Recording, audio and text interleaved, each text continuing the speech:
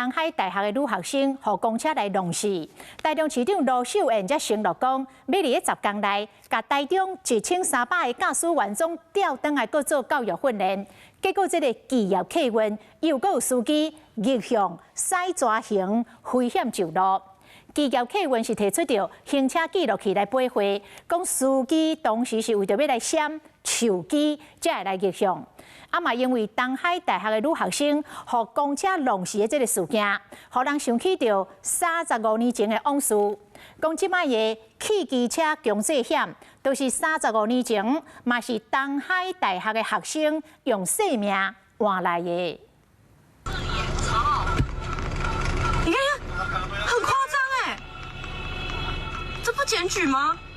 这很夸张哎。他睡着吧？企业客运逆向赛车，后壁车的民众是看甲心惊胆吓，趁停红灯赶紧落车提醒司机。这个画面风铺起伫网络顶。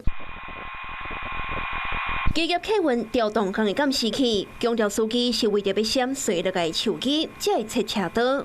东海女大学生无辜轰动死了后，台中市长罗秀燕承诺10天内要甲台中1300驾驶员叫到登去教育训练。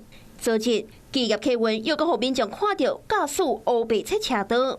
若即摆去机车的强制保险，嘛是用东海学生的性命换来的。8年的苦战成功了啦！我们通过3读，我真的很高兴。但是只有完成2/3，还有因为就是监督费率的问题。这位是东海已经过身的学生啊，郭中武的老母。35年前，伊的后生伫东海北庄的附近，去互连接车为后壁弄死。伊伫要求赔偿的过程，去互车行口说讲30万唔摕，就去告。老母为着后生讨公道，创立车祸受难者协会，搁写电证批互5院每一个部门。1998年正式实行汽车强制险。东海女大学生的妈妈同款希望这个事故会让互政府机关加强道安意识，囡仔牺牲才是有意义的。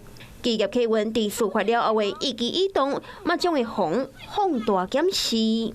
Hello， 我是蒋欣梅。想要抢先掌握最及时的新闻资讯吗？赶快订阅、按赞、开启小铃铛，锁定华视新闻 YouTube 频道。